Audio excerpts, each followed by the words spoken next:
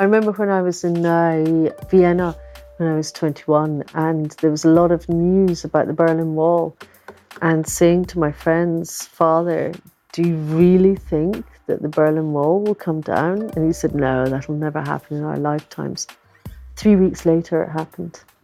And 3 days after that, we were at dinner, and he was saying, well, of course it was always going to happen. What happened there was that it was the tipping point. His viewpoint shifted after it happened. The impossible became possible, and then it became completely a new normative for him. But there were certain people on the front line that had already grasped that the impossible will become possible, and indeed made it happen. They were the ones that were there that actually pulled down the wall. They had the vision of what was possible already in place. They were the innovators, the early adopters who knew what was possible, and they were gonna make it happen. They were the change makers. But the change makers are the ones that actually go out there and say, enough, no more. And they stand up and they decide to protect what's better.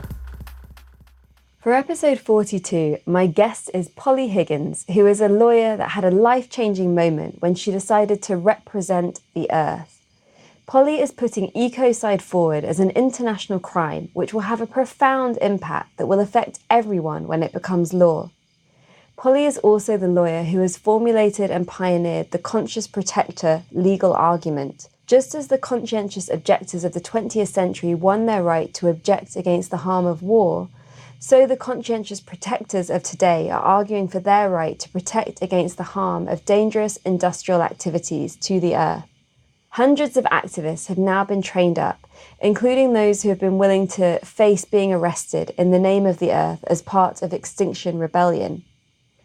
I really enjoyed meeting Polly on a windy, stormy day in Stroud, where I arrived a little shell-shocked after a branch in the storm had hit my windscreen. Polly's office and her own warmth offered me a gentle environment to land from that experience and start this conversation. Polly is an incredibly inspiring woman who shows the power of what just one can do if we take the risk and follow the inner callings of our hearts. We discuss what ecocide is on a personal and global level, how to listen when your purpose knocks on your door, and how to be an activist in today's climate. We also talked about the Fracking 4 protesters, who I am pleased to announce are now free, although fracking has sadly officially started in the UK. I wanted to share a few beautiful things that have been happening for our Earth lately, as there is actually some good news. 3 things you might not know about are that the EU has banned single-use plastic, which is massive. Doctors in Scotland can now officially prescribe nature as a treatment, and Ireland is set to become the first country in the world to divest from fossil fuel-related funds. All of these show we are moving in some steps towards a truly beautiful future that honours nature. I am out right now enjoying the beauty of our earth as I record this, which is why you can hear the sounds of the jungle and a temple ceremony in the background. And I recommend that you find time to do so too. I hope that this conversation inspires you. Welcome to The Future is Beautiful, with me, your host, Amisha Gadiali. On this show, we explore the weave between politics, spirituality, creativity, and sustainability. It's time for us to move beyond silos and into an integrated way of being. Every one of us has ideas and personal experiences to share that can lead us to a brighter future. This is the revolution. Despite the challenges we face as a global community or the pressures that we meet in our daily lives, when we stop and dare to dream, to ask ourselves the big questions, and to share what we are already doing, we create the future that we wish to wake up for. That future is beautiful. I'm delighted, Polly, to be here in your office with you. Thank you so much for coming on the show. No, well, thank you very much. It's a delight to have you here. And please, not an office. This is our heart quarters. We're sat on the floor underneath an angel and a sign that says trees have rights too. Yeah. So it's how offices perhaps could be. Exactly. Yeah. This is a lot of magic happens in this room, and yeah, we really love it. It's a very beautiful space, and that matters a lot to me, to be somewhere that's harmonious, that people enjoy being in. Sometimes people walk in and they say, wow, you live here. Well, during the day I do. Yeah, it's interesting that we put effort into how our homes look, and then there's a way that offices should be. Yeah, which is really cold and functional and unattractive, really lacking in comfort and beauty and, really lacking in intimacy. So this is absolutely the opposite of that, I hope. It's meant to be a safe, intimate space that is enjoyable and full of love and light and laughter. And do you feel like having this kind of environment helps you to work better as a team and to... Yeah, we have a lot of... we are actually very harmonious as a team. And in part, it's our surroundings, but also I think because we have common intent as well. We're very aligned with our values and in understanding of what we're doing and helping me take Ecocide law forward, which is really fantastic. But also it's that thing of, if we spend most of our waking hours in a given place, then obviously you do want it to be somewhere that you really love being in, rather than somewhere that you're just looking forward to the end of the day to get out of. I was saying to you that sofa is designed, well, we chose it because it's super big, so you can sleep on it if need be. If someone needs to have a kip during the day, then we do, and we can cuddle up under a blanket. That's great. Or, if one of the team's kids are here, they can go and watch a film over there. Things like that. Yeah. Yeah. So that you can be a human whilst you're at work. Absolutely. Yeah. Brilliant. Can you take us kind of into, I guess, the beginning of Ecocide? And for this show, it's about people coming in at this. Some may know a lot about climate change and all of the movements around it, and others may not. So I'd love for it to just be really open and for us to bring everyone in and up to speed. Yeah, sure. Well, I mean, my background is as a barrister. Which in the UK is a court advocate, a court lawyer. I found myself actually getting increasingly concerned with what was happening in the world. This is about maybe 15, 18 years ago. Spending more time actually kind of clocking what was going on. I'm with George Monbiot, one of our UK journalists, in this, that climate change is such a deeply inappropriate term for it. It's climate breakdown. Seeing this happening and understanding that this was actually occurring as a result of predominantly dangerous industrial activity. As a barrister, I was also representing big transnational companies in court, and people that I would get on with, we would really, obviously I was advising them in capacity as a lawyer and representing them, but I was beginning to wonder, why was it that it was so accepted as a normative for some of these companies that were really causing massive destruction in the world, that good people could be working within these companies and think it was completely acceptable. And that really bothered me. What happened was I actually got to what I now know is a critical choice point in my life. Joseph Campbell talks about the hero's journey, when we step out of our ordinary life into the extraordinary. And that happened to me literally in court one day when I was waiting for judgment in London in the Royal Courts of Justice, in the Court of Appeal, for a case I had been representing an individual for 3 years who'd been very badly injured and harmed in the workplace. A space opened up. The judges were late coming back into the courtroom. The courtroom is very high up, and I looked out of the windows like here, out across the rooftops, and in my mind's eye, I found myself soaring up and out of London and across the world, and I could see the Amazon, I could see the destruction, I could see Central South America, I could see across to India, I could see up to North America, to the Athabasca tar sands in Canada, I could see the frack fields, I could see the unconventional oil extraction. I could see the melting ice up in the Arctic. I found myself thinking the Earth's in need of a good lawyer. And that actually changed my life, that thought.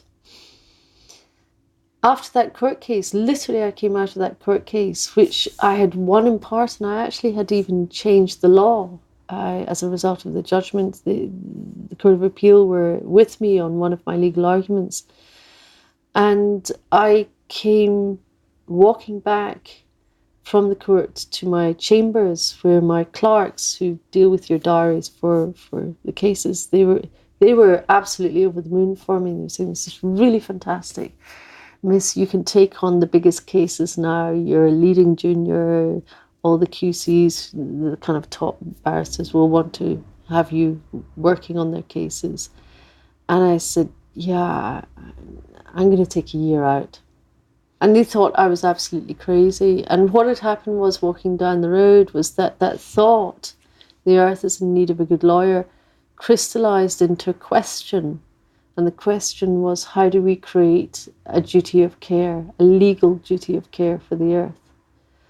And that was my critical choice point moment. I could have just left it hanging in the air and walked away into getting paid very well as a top-notch lawyer.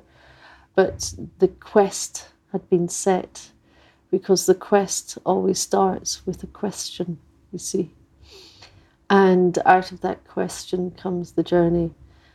And I heard the call, if you will. So I stepped off my mainstream, my ordinary life, if you like, and stepped into the extraordinary, which of course is when the challenges then just begin. That was 2005 when that happened. This is now the end of 2018.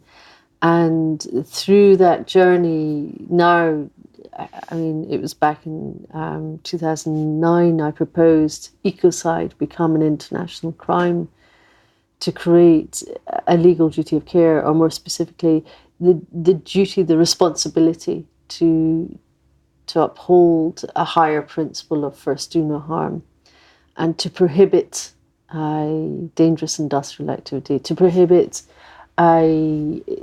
extensive damage, destruction to a loss of ecosystems, to prohibit the exacerbation of climate change through dangerous industrial activity, and to protect our Earth. That really was the answering of the question, how do we create the legal duty of care to protect the Earth? And that's about governance of, if you like, Earth rights. What you're seeing behind you in the lovely banner that was made some years ago for me, Trees of Rights too, the idea that it's not just human rights, but it's Earth rights. But actually rights is only one half of the equation. You can be up the top of a mountain saying, I have the right to life, and someone comes and shoots you. It's only because it's a crime to take the life, to commit murder, that there is a governance, there is a protection of your life. If there is no governance there by it being a crime, no duty of care that's enforced through a responsibility provision, then your rights mean nothing. Then you can be shot, and that would be that. And indeed, yes, of course, people still shoot and kill, but it's about accountability. For want of, having an argument in the kitchen and taking that knife, you'll think twice rather than stab it in your partner if you're really angry, as opposed to making a meal with it. There's a moral code. Exactly. You don't do that. Exactly. And that moral code is then translated into a legal criminal code. Yeah. Because criminal law is about justice, and it is about protecting society. And what I recognise is that only gets us so far, because it's also about protecting our Earth, our ecology, the non-human inhabitants of this world, as well as the human inhabitants. So ecocide crime, I proposed into the United Nations back in 2010 to become an international crime. And that's what I've been spending my last 8 years very solidly working on, to take that forward. And there's so many things that I love about what you've shared. I think a lot of us have those moments where maybe an idea comes in as we're staring out the window. Yeah. Not many of us take the risk. Yeah. And that in itself is inspiring. And that you didn't put it off. You didn't say, oh, you know, I'll just get to the next rung in my career and then I'll do this. You're just like, no, today it's happening. I heard it. I'm listening. Yeah. I feel like we've all got a lot to learn from that, of catching those moments of inspiration and catching that direction that we get towards our purpose. Yeah. I was most definitely standing on a precipice at that moment. And I looked into the unknown to see what could be done to make this world a more beautiful world that our hearts know is possible, as my friend Charles says. Yeah. It wasn't conscious at that time. It's only been in later years that it's been pointed out to me that is what has happened, that it was that critical choice point. And it is said that we have maybe 6 or 7 opportunities in our lives to step into that tiny window of opportunity, which will completely change our lives and the lives of others around us. And you can go through a life missing each and every single one, or you can capture it and you can step in, so that then the next one, when it comes along, you begin to recognise, I'm again standing on the precipice. I'm going to step into the unknown here. You get to know that feeling. Yeah, absolutely. Yeah. And you feel it in your body and you're like, okay, here we go. Let's go. Yeah, exactly. You know, for those of us that are trying to do our bit, I mean, I also hate to call it climate change, and I hate to talk about it as an environmental issue, because it really is the heart of our existence. Yeah. That we live on a planet, we drink water, we eat food, everything that we do, the basis of our humanity is in relation to Earth. Yeah. And yet it's thought of as this thing that you section away. And there are just some people that are into it, environmentalists, which is completely bizarre when you really look at it, even though society makes it seem completely normal. Mm-hmm. The narrative is, you know, well, okay, if you care about this, then you're going to, you know, not use plastic bottles. And there are all these like things that you can do, these small things. Mm-hmm. There are challenges of doing them. And I feel like there's a sense of, you know, of just right action, like you try and do your bit. But there's also a knowing that it doesn't all add up. Like, even if we all stopped buying plastic bottles, it wouldn't stop the plastic bottles being made and created and put in the shops. Like, that basic economics of supply and demand that perhaps we learnt at school isn't actually the way that the world works. Precisely. It can leave us feeling quite helpless in terms of, well, what can we do? I just love that. I feel like the law is such a powerful tool in all of this. And the fact that you saw that as one woman, you saw that and you looked into that and you created support around you and you just started that conversation and action into making that happen. For me, I thought I'd take a year out. And I'm still on my year out. And as I had to admit to my bank manager a few years back, when she said, Polly, when are you going to get back to making lots of money on really big cases? And I said, you know, this is way too late. I'm on a completely different trajectory now. This is what really matters and has purpose for me. It's a strange thing because also, for me, it's not about whether or not you're an environmentalist. It's far simpler than that. It's whether or not you care. And if you care, then you can move mountains. And any mother knows that in the world.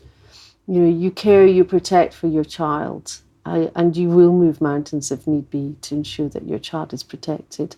And in a way, you know, anyone who's in that position or role of caring, and fathers too, but particularly for women as well, it's genetically embedded within us. We are the primary carers, we're the carriers of life for 9 months. We're the ones that are actually connected through the umbilical cord to new life. That sense of deep nurturing and deep care, the capacity to deeply protect, is to extend that from not just our child but to the earth is a very natural instinct. And for many women in particular, they can be constrained by, just having to run to stand still because they haven't got enough money, because they're a single mom, or there's not enough income in the house, or whatever. They just don't have access to living more in harmony ecologically with the world, that they're just kind of trapped in a system that's not of their own making. And if they had a choice, they would have it differently. And I think often that sense of actually being scared of stepping off that little wheel that we just have to run and run and run, be in, it's very fearful. There's a whole world that's pushing us into saying, no, it's normal to go into a supermarket. It's normal to have lots of packaging on everything. And if you don't have access to the world's best, ecological markets like we do here in Stroud, then it becomes very difficult. And especially if you've got to get kids to, primaries and and running around all over the place, and actually financially it's not going to work to have to get away over there 20 miles away to just get something ecological, then you're stuck in that system, not of your own making. And that's the thing, is that actually, in a way, it's the deep care that matters more than anything else. And the ability to stand up and say, I've had enough. I'm not going to let this happen in my life anymore, when it becomes too untenable. That's in essence what I was doing in that moment. I was saying, I'm not going to take this. I'm not going to submit to the overwhelm of this world as being destroyed in front of me. My skills are, as a lawyer, so I wanted to see how I could find what laws there could be to protect the earth. And indeed, I discovered that we have missing law. They didn't exist. Hence, I ended up getting to a point of realizing that I'm the one that's going to have to create them. Mm-hmm. In a way, it is giving yourself that space, that moment to say, I am prepared to step into my higher purpose, because that's what this is all about. To actually step off a life more ordinary onto the life of it being extraordinary. We dare ourselves to be great, if you like, to step into our fullness of being, refuse to accept the norm of what is. I'll give you an example. And we were talking about this earlier today. Any mother will understand this. If you were to discover that your child was being sexually abused by your partner, you wouldn't turn around to the partner and say, would you mind doing it a little less? You wouldn't turn around and say, because I love you, I'm going to let you continue doing it. You would protect your child. You would say, this has to stop. And you may do it in many different ways. You may shout, you may scream, you may pick up the phone to the police, what have you. But your natural instinct will be to protect the vulnerable. And even if it's someone that you perceive and love, you won't let that continue, because it is a harm. If your moral radar is strong, you will say, this has to stop.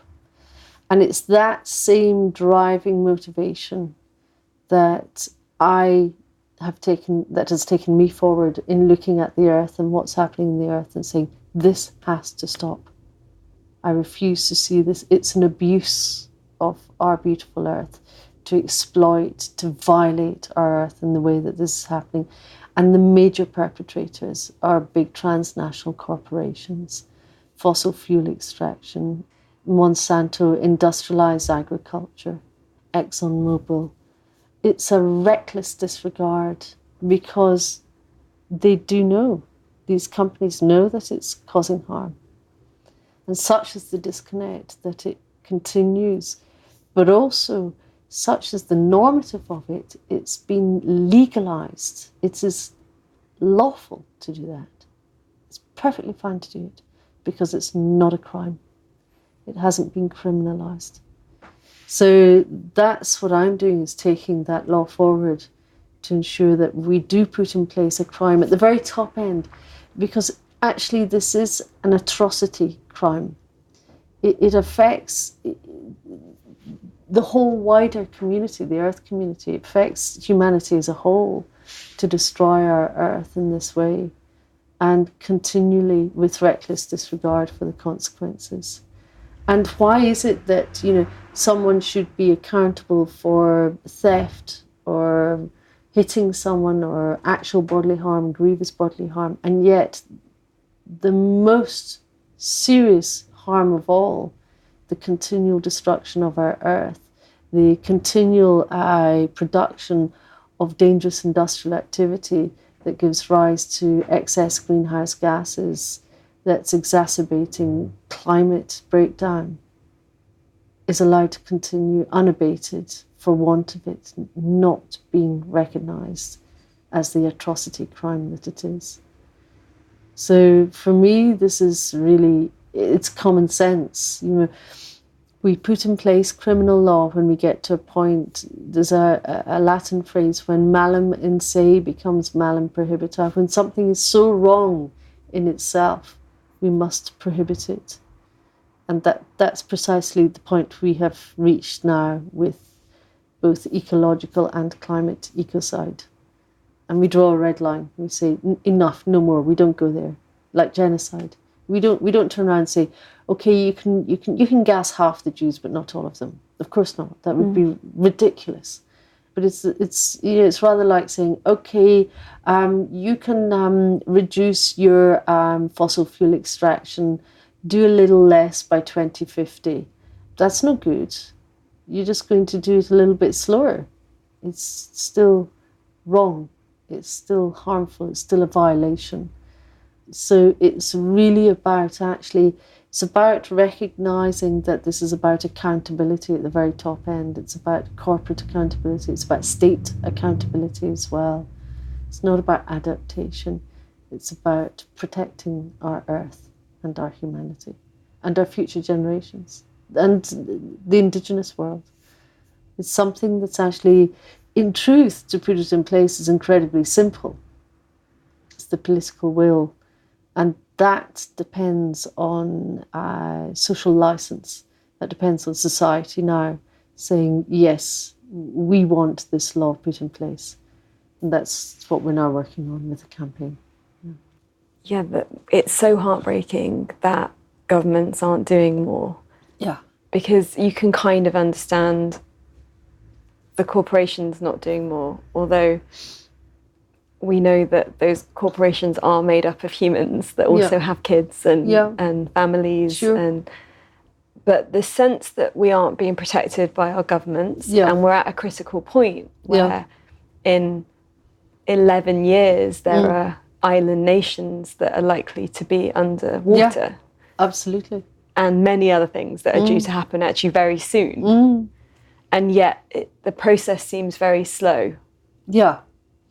Well, I mean, there are reasons for that. Climate negotiations is just that, it's a negotiation. And the Earth is not up for a negotiation. It's set up on the basis that you can bring as many negotiators to the table as you can finance. So America brings 2,000. Some of the small island developing states have one negotiator for 5 states. When you have 34 working group meetings, which one do you go to? And often you're not in the right one where the text is being amended so that protection of your people is written out of it. Migration with dignity just doesn't come into it. Adaptation, well, how do you adapt to your country being underwater? You don't. It does become an existential humanitarian crisis for those small island developing nations that are on the front line. In fact, we refer to them as great ocean states. Because they are, yes, the tiniest states in the world that are on the front line, but they're not the ones that are generating the greenhouse gas emissions that are exacerbating climate breakdown. They're the ones that are suffering the most, and they're the ones that are actually being protected the least. So how do we ensure that they have, if you like, almost a protected status in all of this, because they are the climate vulnerable? That's where ecocide law comes into its own. But one of the biggest hurdles I met in taking this forward and taking it into the International Criminal Court was that these tiniest islands in the world, their seats would be empty at the annual assembly. And I realised that they weren't attending partly because they don't have genocide, they don't have war crimes, they don't have crimes against humanity. And they have climate ecocide, but that's not an international crime yet. So there was no reason for them to turn up to talk about genocide. But for them to come to talk about climate ecocide, it was just too expensive for them to even get any delegates over for the meetings. So this is, again, one of the issues that we were hitting was that how do we actually finance the very countries that require this law the most to actually take this forward into the International Criminal Court? And that's why we set up Mission Life Force, so that we could protect those who are most vulnerable on the front line and help finance them to come forward into the International Criminal Court and call for ecocide to be tabled as an international crime to protect them.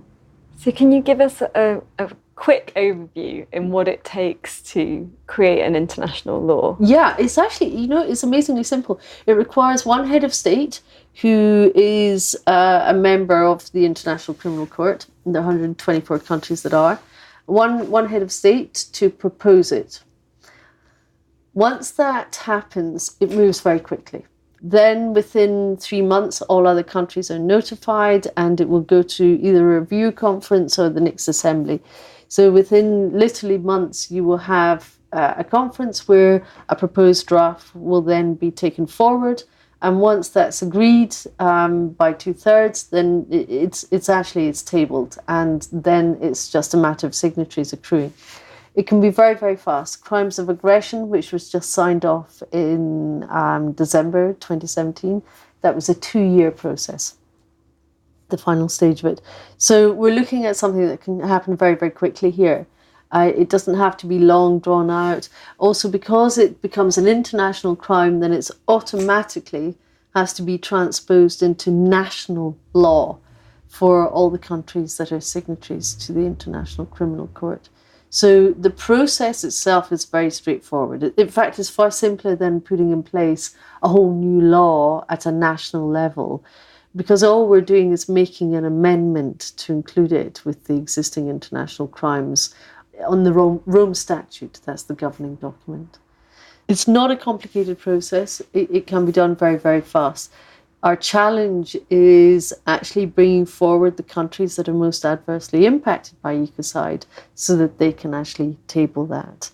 And that's about raising funds to do that, to help them take it. So what we do is our Mission Life Force, it's like a crowdfund. It's pegged to a legal document. So you can sign up to the Earth Protectors Trust Fund document. You become an Earth Protector in law. And you gift money as a one-off, or you can give recurring funds into that pot. And that's completely ring-fenced. None of that money goes to me or my team. It 100% goes to paying for the flights, the accommodation, the food, and whatever additional aspects are required, side events or whatever is required in the United Nations or at the Assembly every year, and for all the additional meetings that happen in between. And that's purely 100% what the money is used for. I then have the challenge of raising funds for our team, for the websites, for cybersecurity, we'd love to be able to pay ourselves. All of us are gifting our time for free at the moment. We hope that changes, because as we move forward with this and as it becomes bigger, I mean, we really are talking about, at the moment, a tiny campaign that possibly has the biggest impact in the whole wide world that most people have never heard of. But once it starts to go big, then we really have to have full-time team working on this day in, day out. At the moment, it's only a few of us working full-time for free, and we'd love to change that. One of the reasons we have a challenge with funding is because what we're doing is political. It's not charitable in the UK. So foundations won't fund us, and obviously governments, we don't get state funding for what we're doing. So we are looking for patronage for people who can come forward and say, this is really important and we really want to see this happen and we're going to help you do that. So if there are any patrons out there, please come along and help us make this wonderful law happen. Yes, please do. We need it. I want to ask more about Ecocide and the process, but you mentioned that your team will work for free. And this is an absurd notion to a lot of people, that you might work on something that you care about and essentially gift it. It's gift economy. Absolutely. It's like, it's kind of understanding that the world is bigger than a spreadsheet and a profit and loss account. Absolutely. And that your life is bigger than that. And if you can, you make a few sacrifices. But if you can give your time, then you do. How has that been in terms of finding a team that are prepared to do that? And I mean, it was kind of interesting because in London, I used to live in London before we moved down here. My husband and I, we sold our house to fund what I'm doing. Unfortunately, we sold it at the time of complete market crash, housing market crash, and barely came out with any equity in it. But he was so good because my husband said to me, look, what you're doing is really, really vital. I 100% believe in you. Don't worry, we'll get through it. We really financially struggled for quite a few years. And I had a team. I did receive some big funding from an anonymous donor in America. Of course, with an anonymous donor, you don't know who they are. You can never go back. And so I did have a team. I did have premises, but very quickly. Listening, we need you again. Exactly. Please come back. But very quickly, the money, of course, runs out. And, here I was to become a professional fundraiser, which actually is not the best use of my skills. I am meant to be taking Ecocide law forward. And in the end, I had to close down my premises, and actually we downsized and we moved down here to outside Stroud, in part because it was a place where I didn't have to justify my values. People here are very keyed into what, caring for the earth. It's a normative here. We have, one of the best farmers markets in the country. A lot of people are doing pioneering work down here. It's no accident that the two main green energy companies are based down this way. It's no accident that we have, maybe a subjective opinion, but the best ecological circus in the world, just literally up the hill there. Gifford Circus are phenomenal. It's no accident that natural housing originated from Gaia architects, started on the high street here. So there's a lot of kind of pioneering stuff that comes from here. On a Saturday morning in the market, there'll be any number of people out there with stalls and various kind of engaging with local and global campaigns, and you can buy things at Love Loose, a local shop where everything's unpackaged, for instance. Everything's organic. The Biodynamic Association is across the road. There's a lot of Steiner establishments here. So there's a certain way of engaging with life here that's normative. And so coming down here, then I was automatically engaging with a community who were very receptive to what I'm doing. Indeed, Jojo, who's really my so-called partner in crime in this, she came forward very quickly and said, in fact, she turned up here with a Post-it and just kind of slapped it down and said, these are the hours I'm going to be here this week in between juggling kids that are being homeschooled. And it just went from there, and lots of people would just kind of turn up as well, which is really fantastic. And there's been an incredible amount of goodwill, and very quickly Jojo and I realised that if we just decouple ourselves from the idea of if only we had money we would do this, and instead if we looked at it the other way of what I'd really love to do is this, okay, let's make it happen, then by hook or by crook, it seems to happen. We have a lot of goodwill, and a lot of people we owe money to are very, very good at saying it's okay, when it comes in, then that's fine. But we really decided that we have to get a campaign out here. had we just taken money that come in to just pay ourselves, we would never have gotten a campaign off the ground. So we decided we were going to put this first. I mean, now we're actually saying, okay, this is not a sustainable model. We both have husbands who are not quite managing to make ends meet to allow us to do what we are doing. And we've got various people, I think you maybe met Anita, who basically has gifted her time and decided to move down here on the back of just really caring for what we're doing to help and assist with it, which is fantastic. What it does mean is that it's coming from a very altruistic place. So we're all doing it because we believe in it. We're doing it for higher purpose. It's not a 9-to-5 job, and it's about what we bring to this in terms of quality rather than sitting at a screen all day long. It's far more dynamic and interactive than that, and we accommodate and work with what is. If kids need to be here because they're not at forest school for the next couple of hours, then that's the way it is. And we just work around that. And I think that's very much a very feminine model of operating as well. There's a coming and going at different times. It's not a normal clock in at 9 and leave at 5 o'clock in the evening and the job's done. It's, for Jojo, sometimes it's when her kids are all in bed, then she'll be on the computer till 2 o'clock in the morning. For me, I'm early riser, I'll be up at 4:30 meditating before I start and doing stuff from there. So it's different patterns, but it seems to work. And because we have a very high level of trust as well with each other and of each other, then it's very... we can discern where to put our energies and what to let go of to move forward far faster. And it's good fun.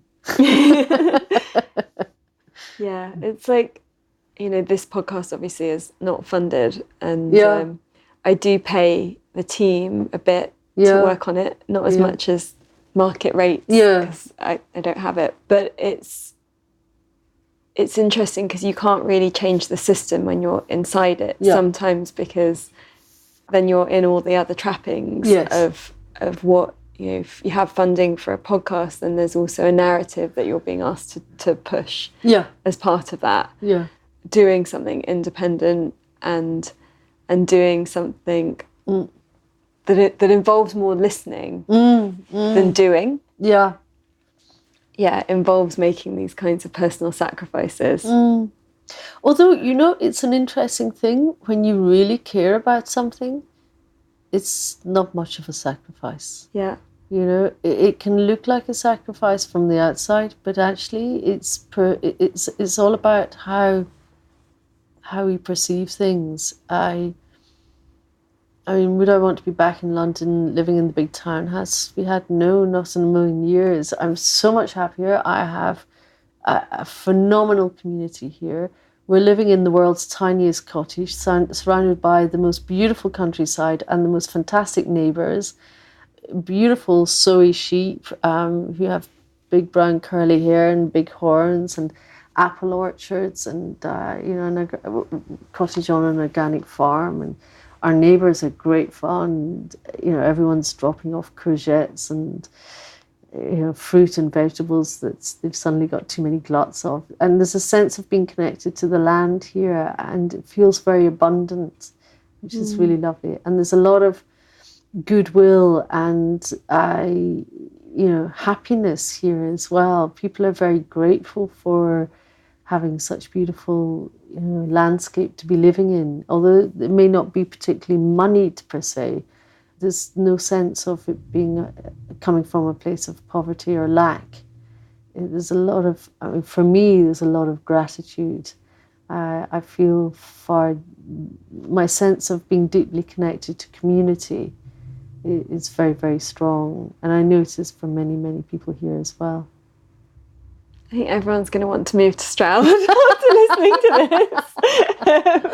this. Or create theirs. Yeah. I mean, when I'm traveling and speaking across the world, often I end up staying in most fantastic communities, and people who really resonate with what I'm doing, and I end up staying in eco communities or intentional communities or just, regular towns where there's an amazing community of people doing amazing stuff.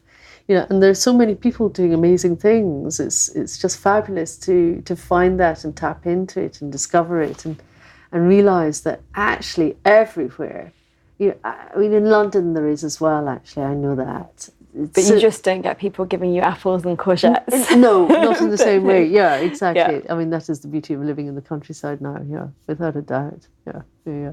There's far less concrete. Yeah, so in a sense, what you're saying is it's about tapping into a kind of a more abundant sense of experience. Yeah, and experience is exactly the right word, actually, isn't it? Because you can have a far more abundant experience in the middle of a city as well. Whether or not it's New York or downtown, somewhere in Venezuela or what have you.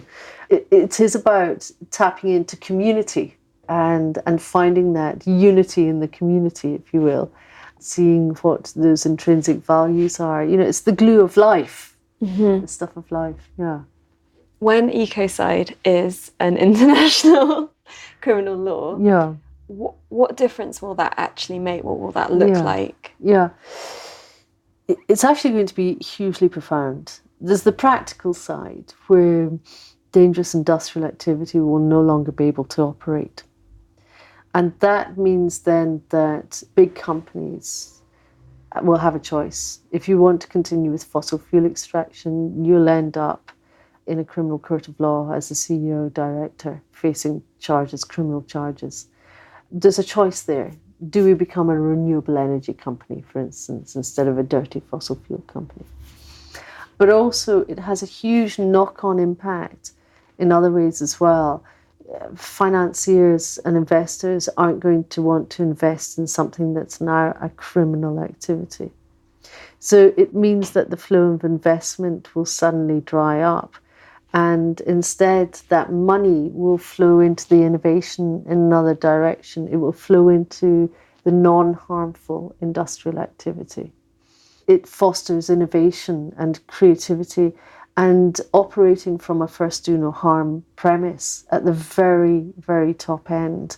So suddenly governments are not going to, by law, be able to hand out permits to, for instance, for fracking, which we have looming here in the horizon. Today in the UK, an injunction to stop the first fracking well from going ahead failed. It's going to start drilling tomorrow morning. Now, with Ecocide in place, that injunction that was sought by the conscientious protectors who are trying to stop the fracking wouldn't even need to happen, because the fracking wouldn't be allowed to happen because it would be a criminal activity. Mm-hmm. It wouldn't even get off the ground. So instead of activists getting arrested as criminals... The 3 young men that are actually serving time now. Exactly. They're in prison for standing up to protect their communities. And you know what? They weren't even allowed to bring evidence in court to show why they were doing what they were doing. And the judge, it's just been found out today, his family and his wife are major shareholders in a company that is a service industry for the very fracking company that is continuing up there. How shocking is this? Yeah. So there is corruption within the system. Now, I'm not saying all judges are corrupt. Far from it. I mean, here I am advocating for a law to protect the earth. But when we have judges who are actually financially benefiting from these companies from proceeding, then they ought not to be allowed to hear these cases, because they have a financial interest to send the activists, the conscientious protectors, into court. So one of the things that we're doing at the moment is we're training up activists. We have an ecological justice program, and we're training them up so they can argue on, as it's a human right, the right to freedom of conscience. And that's enshrined in our Universal Declaration of Human Rights, and in Europe, in our European Convention on Human Rights. And under that article, you have the right to freedom of conscience. So last century, it was conscientious objectors. Now, first of all, when they stood up, they were put to prison, just like our 3 here who have just been put in prison for standing up to try and stop fracking. And those conscientious objectors, they argued that I'm doing it on point of conscience. I'm objecting to the serious harm that is war. Just like our conscientious protectors are doing this, saying, I am objecting. In fact, I'm going one step further. I am protecting my community against the serious harm that is fracking. And here's the thing, the conscientious objectors, they won. It took quite a lot of them getting arrested and going to prison. But eventually it got to the point that it was recognised that they had a human right. So not only did it switch from them being criminals, but then they were protected by law. And it was enshrined as a human right, freedom of conscience. And we're now arguing, just like the conscientious objectors, now we have conscientious protectors. And one of the reasons that we're doing these training sessions, we're having one on Tuesday here for a whole group of activists, is so that this doesn't happen again and again and again, that they end up in front of judges who refuse to hear the evidence of the serious harm and refuse to actually accept that there is any justification for them standing up and doing it, so that they can go into a court of law and say, I am doing this because I'm exercising my right to freedom of conscience to protect my planet, to protect my community. And so that judge then has to hear evidence of what that harm is. And if the judge does have a conscience, then he will acquit. So in a way, what we're doing, we're wanting to protect the protectors who are on the front line and to skill them up so that they know what to do here, so that many of them are representing themselves either through financial constraints or because they just don't have decent legal representation that will put forward these legal arguments for them. You know, it's a challenge. We've got a government that's cutting legal aid, that's making justice, access, the route to justice harder and harder every day. But that's why we gift it for free as well, because often those who are on the front line are living in the gift economy. And so we don't want to exclude anyone. Just because we don't have funds, we've decided we're going to do it regardless, come what may. And so we just offer this skilling up and this training so that those who are on the front line can then be skilled up, prepared for, you know, when they get arrested, rather than it being game over, saying, okay, now's my opportunity to step up and speak out in a court of law and take the judges on a journey of expanding their conscience so that they start to recognise what's happening here and that indeed there is missing law. When ecocide is a crime, then they wouldn't even end up in court. In fact, the police would be thanking them for bringing it to their attention, so they could go straight in and stop the dangerous industrial activity. But the dangerous industrial activity with ecocide crime being in place wouldn't even get off the ground because the finance wouldn't be there. Investors would find it untenable. Governments won't give the permits. And the lack of civil licence, society at large would just say this is a crime, this cannot be permitted. So in a way, what we're doing is we're galvanising people to speak out, to say, I refuse to give social licence for this to proceed. At the moment, that's a challenge, hence activists are arrested. But the more people who stand up and speak out, then the more unacceptable it becomes, and the easier it becomes then for a law to actually be taken forward to say, now this must be criminalised. If you like, what we're doing is we're shining a light on the truth. We're speaking truth to power. And we're doing this in a way that comes from a place of deep care, of deep love for the earth. And that's a very strong and powerful energy. That's an alchemical energy. It's a constructive energy rather than a destructive force. So it's how we harness our life force, our own energy, if you like. One of the reasons why we called our campaign Mission Life Force is about how we harness our own life energy. Do we decide that it's going to be just to remain complicit in a world that is destructive? Or do we decide that we will stand up collectively and stand for a greater force. We're aligning the force of law with the force of life, if you like. It's a higher force, it's a higher energy. In that way, we will actually protect the lives of millions of people in the future. We can actually, the beauty is with climate breakdown, is that we can do something to help mend that problem. If something is broken down, it can be fixed. And we can do that by actually removing what the harm is, but also making good.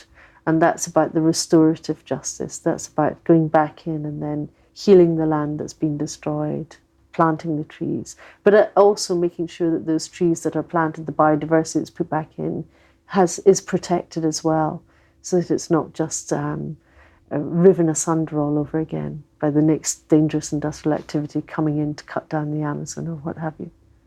So it's a hugely, hugely powerful law. I mean, it's a massive game changer, economically, politically, business-wise, but also it's a huge game changer in terms of raising consciousness, because what it is doing is it's making very conscious, making very explicit what the harm is and what we choose to say no to.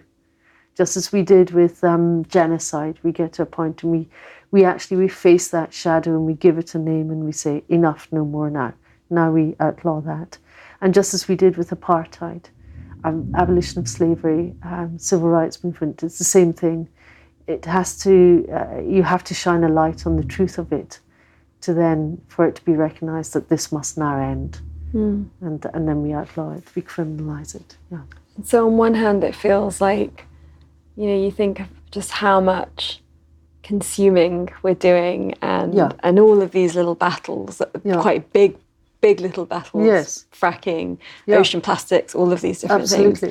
And then there's also this, but it could just change tomorrow. Like it's that simple. Yes, and those things have happened throughout history and surprised us. Tipping points, yeah, very much. I remember when I was in Vienna when I was 21, and there was a lot of news about the Berlin Wall, and saying to my friend's father, do you really think that the Berlin Wall will come down? And he said, no, that'll never happen in our lifetimes. 3 weeks later, it happened. And 3 days after that, we were at dinner and he was saying, well, of course it was always going to happen. And I realised subsequently that what happened there was that it was the tipping point. His viewpoint shifted after it happened. The impossible became possible, and then it became completely a new normative for him. But there were certain people on the front line that had already grasped that the impossible will become possible and indeed made it happen. They were the ones that were there that actually pulled down the wall. And they were already, they had the vision of what was possible already in place. They were the innovators, the early adopters who knew what was possible, and they were gonna make it happen. They were the change makers. My friend's dad, he wasn't the change maker, but once it had changed, he was perfectly happy with it. Yeah. He was glad, But the change makers are the ones that actually go out there and say, enough, no more, and they stand up. And they decide to protect what's better, for a better world. It's the importance of us having our vision. Yes. And our values. Yes, exactly. Very much so. Hello, this is Amisha. We are just taking a little break from the conversation here. On behalf of myself and the team, I want to say thank you for being part of creating a beautiful future. We make this for you, so that we will all have the vision, wisdom, and activism we need at this time to weave a new narrative. Can you help us with this? You can do that by making a monthly donation to the podcast to cover our costs. Just the equivalent of a fair trade banana you might eat or a chai latte you might drink whilst you listen to this will make a huge difference to us. Head to www.thefutureisbeautiful.co/community to become a monthly patron. And the other thing is to tell your friends about this podcast so they can tune in too. Send them a message or post on social media and let them know what you love about it. And whilst you're at it, leave us a review. And now, back to the conversation. Thank you for your loving beauty. You talk about in your book, it's a lot about the personal Ecocide and our relationship with harming ourselves. Yeah. Can you share a little bit about how that fits together with what's happening on a bigger scale? Yeah, I got to a point where I realised that ecocide is not just an external serious harm, but we can actually have our own internal ecocides. You know, what are our patterns of harm that are preventing us from stepping into our higher purpose, if you will. And, you know, it can be as simple as that little voice saying, you can't do that, it's not possible, you know, who are you to dare to speak out? And of course, these are all, you know, the inhibitors. These are all the shadows, the dark shadows that, you know, is kind of, you know, the devil and the angel on our shoulders. And who's going to win this round? The one saying you can't do that, or the one that says you won't know until you try, until you step out.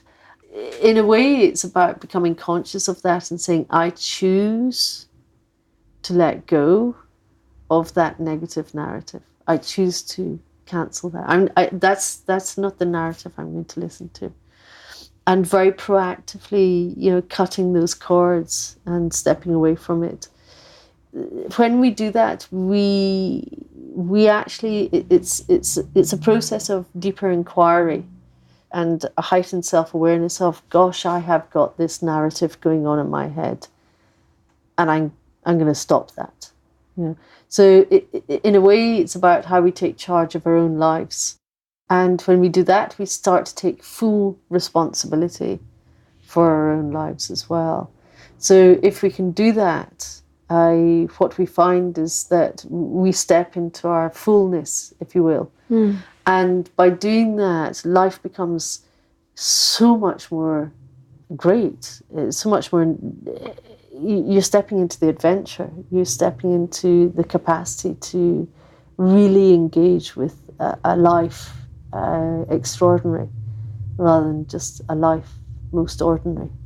I mean, I remember someone saying to me, I undertook the Hoffman process, which is phenomenal, kind of fast track, you know, face your shadow self and, you know, unlock those traumas. And I had a fantastic teacher, Matthew, and he said, it's not about feeling better, it's about getting better at feeling. Mm. So that really resonated with me, because actually, if you try to submerge the uncomfortable feelings, then the numbing out happens, and then you lose the capacity to care. And when you lose the capacity to care, then you make decisions that cause harm. Because if you have the capacity to care and you can feel, then you're not going to want to cause harm. And that's very important. So if you can feel, and you can feel very deeply, whether or not it's the terrible pain and anguish of what's going on, or whether or not it's intense love and bliss or happiness, then you have the capacity to do something really great with your life. So the more that we are able to allow ourselves to feel whatever it is in that spectrum, means that we are capable of experiencing, whether or not it's deep pain, then we can feel deep bliss as well. And that capacity to feel is vitally important to understanding how then we can use that, harness that energy for greater good. If we can feel deep pain at what's happening, then we can take that and we can use that as a force to nourish us, to move forward, to do something far better, to make a better world. Absolutely. And it's, you know, we have this obsession with just wanting to be good all the time. Yeah. And everything's great, I'm great, everything's great. And I teach yoga and meditation. I do intuitive therapy work with people and their sort of subconscious patterning. Yeah. I cry all the time. Me too. I make a mess most of the time because I'm open, I'm feeling. Yeah. And I mean, a mess, you know, that's kind of being derogatory for comedy reasons, but it's like having to relinquish this idea of there being this sort of this good level. Yeah. And actually understanding that if you're alive, if you're awake, then you're gonna feel like what's going on in the world. Yeah, exactly. And on both extremes and everything in between. Yeah. And I know that something that we have in common is that we don't watch the news or listen to the news or read newspapers. Yeah. I think I've been doing this for years now. I think it was a spiritual teacher, I can't even remember which one, that said, don't watch the news. Yeah. And I completely agree with that. And I had a kind of fear of like, oh, but I won't know what's going on, and then I won't be intelligent and educated and be able to contribute to conversations. I find that, when I watch the news, it brings in so much fear into my body. Yeah. And that makes it harder to feel. Yeah. But it also means that I've just got this narrative that is a narrative of my life that isn't actually of my life. Yeah. And that's definitely a huge motivator for me in creating this show, is that there are so many other stories and narratives that we can be part of. Why do you not watch the news and engage in the news? What do you feel like it does for you? It's not truth. For me, it was a propaganda machine most of the time. And I was actually in Vancouver airport one time, and there were big television screens up showing Fox News or something. And there was this woman giving a narration of some terrible disaster that had happened. And you saw US troops, running across tarmac or what have you. And I remember thinking, oh God, what's happened in the world? Is there another, crisis or conflict? It was kind of on a feedback loop, this every 3 minutes, the same story was coming up. And I actually, after a while, began to realize that what I was hearing was a story that was about something quite mundane, and that there had been a resolution. But it was told in a way that had my heart beating, thinking that something big and awful had happened. And I realized that it was actually physically impossible for this story to be told on Fox News, to contextualize it in a positive and calm way, that it had to be at this kind of high octane, bad, conflict. But it took time to think through the real content of it, to say, actually, this is not a bad thing. A moment of real realization that there was a kind of over-dramatization going on for want of kind of feeding a sort of anxiety. A lot of people are trapped in this kind of constant state of trauma. And I just thought, I'm not having this. I don't want this. I want to discern what matters to me and engage with what matters with me, because it's like noise. It was noise. Yeah. It was really a very important moment for me to say, enough, no more. I'm not listening to this mainstream news. And it's a weapon, you see. It's a weapon, the weapon of 21st century. It doesn't have to be guns anymore. The attack on is widespread and systematic through news, through disinformation. It's deliberate manipulation of facts, for instance, around climate change, that's been going on for decades now, that keeps people in a constant state of fear, confusion, anxiety, mistrust, and not knowing where the truth lies. And when you have society in that state, you can do whatever you like. So I realized that if I decoupled myself from that, then I could discern internally what mattered and what was of value and what spoke to me as true and what didn't. Actually, by creating that space, then again, it's about kind of how I choose to self-authorize in my own life, what I choose to engage in and what I don't. And, important stuff does come through. People do get in touch to say, Polly, you got to know this. And, I do look at my tweets occasionally and things like that. It's surprising how much really is just noise. My husband said to me at first, but you're really going to need to know what's going on in the news. And I said, okay, I tell you what, why don't you tell me once a week all the good stuff that's happened this week? And he couldn't tell me anything that was good news. So this prioritization that's happening of negative news, and even if it's positive, it's turned into a negative story. I decided I refuse to remain complicit in this. It's corrupt, and I don't want to have part of that.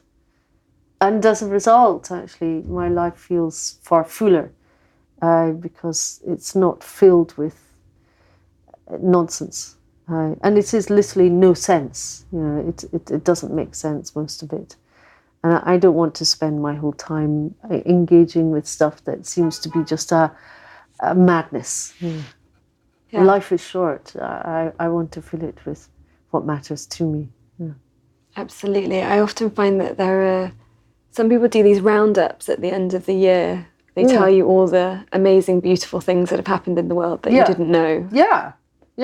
And this is fantastic. I mean, Positive News here in the UK is a great magazine for that. It's very important to know what's going on in terms of other communities creating, the new story, if you like, the new world that I am participating in, and I want to know that others are participating in as well. Yeah.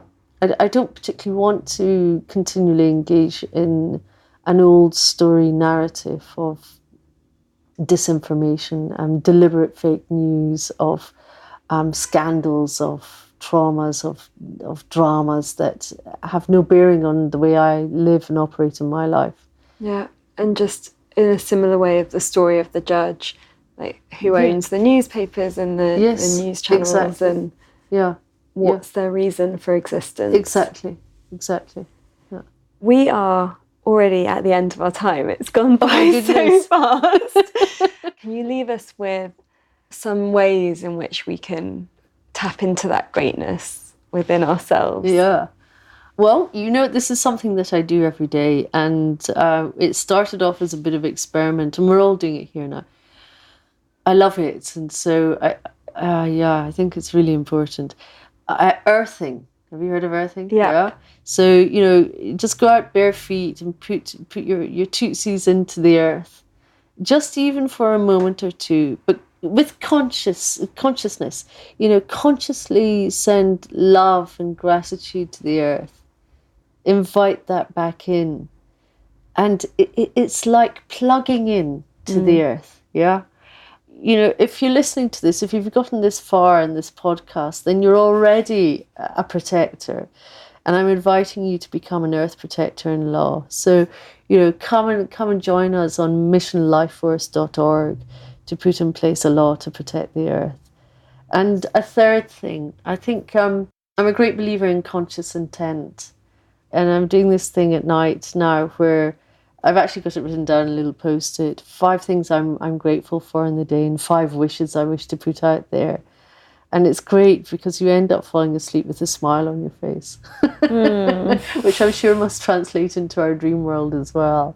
And then I wake up feeling really ready for a good day and nip outside and put my feet on the earth again.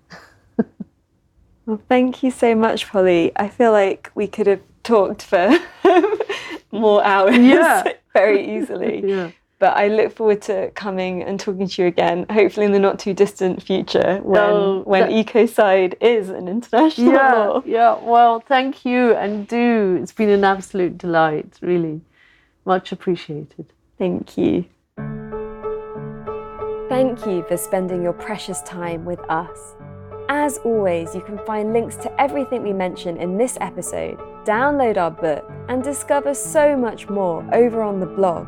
We don't believe in selling you things you don't need through this podcast, and so it's made possible with you, our community. If you loved this and would like to fund our show with a monthly donation or join our online group to connect with other listeners, please visit www.thefutureisbeautiful.co and click on Community and Support. Please also share with friends, hit subscribe, and leave us a review so we can grow. Those gold stars really help others find us, so these ideas can spread. Here is to us, creating a beautiful future together. The Future is Beautiful is made by an all-female team working voluntarily or on reduced rates until our listener support grows. If you have been moved by anything you heard here, please donate the equivalent of buying us a drink. All donations make a huge difference to us and will allow us to keep doing this and remain advertising free. Until next time, I leave you with this question: how will you create beauty in the world?